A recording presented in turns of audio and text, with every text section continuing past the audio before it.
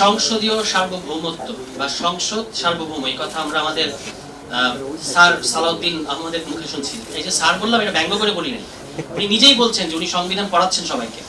এটা আপনারা শুনেছেন, সংসদে বলেছেন যে এখন আমি মাস্টারি করতে হবে, উনি বলেছেন এই কথা। কাজে উনাকে তো স্যার বললে সমস্যা নাই, উনি আমাদের সবার স্যার। তো স্যার বলছেন সংসদ সার্বভৌম। আসলে সংসদ সার্বভৌম বলতে যেটা ওনারা বোঝাচ্ছেন, এটা হচ্ছে এই জিনিস, যে শিরোনামটা আমরা ঠিক করেছি, এটা হলো সংসদীয় স্বৈরতন্ত্র। কিরকম স্বৈরতন্ত্র এটা? তারা কিন্তু বলছেন যে আমাদেরকে জনগণ ভোট দিয়েছে, যেটা আমাদের জাভেদ রাসিম বলে গেলেন, আমাদের জনগণ সার্বভৌম, জনগণ আমাদেরকে ভোট দিয়েছে, কাজে আমরা সার্বভৌম। মানুষ গরু খায়, গরু ঘাস খায়, কাজে মানুষ ঘাস খায়, এই ধরনের যুক্তি আর কি। এখন এটা কিভাবে হচ্ছে? ওনারা সংসদীয় বিশেষ কমিটি করেছেন অধ্যাদেশগুলো রিভিউ করার জন্য, এবং সেই কমিটিতে সালাউদ্দিন আহমদী ডিফেক্টো প্রধান, তিনি সিদ্ধান্ত নিচ্ছেন কোন অধ্যাদেশ থাকবে, কোন অধ্যাদেশ থাকবে না। এবং পরবর্তীতে ওনাদের সংসদীয় যে দল, সেই দলের মিটিং এ স্কুলিং করানো হচ্ছে সংসদ সদস্যদেরকে যে আপনাদেরকে এই অবস্থান নিতে হবে, অর্থাৎ কণ্ঠ ভোটে হ্যাঁ বলুন না বলুন।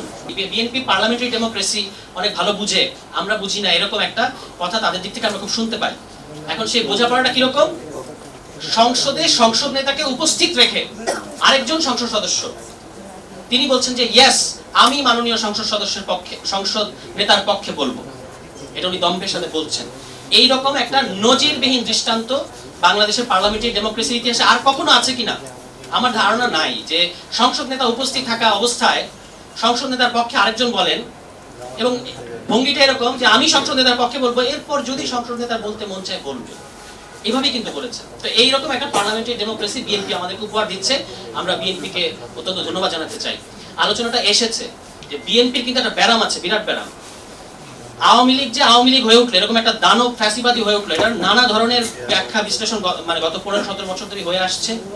কিন্তু একটা কথা কিন্তু আমরা বলি না, সেটা হচ্ছে আওয়ামী লীগকে আওয়ামী লীগ করেছে আসলে বিএনপি। এই কথাটা স্পষ্টভাবে বলতে হবে যে আওয়ামী লীগ যে আওয়ামী লীগ এরকম একটা দানব হয়ে উঠতে পারলো, এটা আসলে বিএনপির কারণে। কেন? কারণ আওয়ামী লীগ হচ্ছে একটা সফল বিএনপি, আর বিএনপি হচ্ছে একটা ব্যর্থ আওয়ামী লীগ।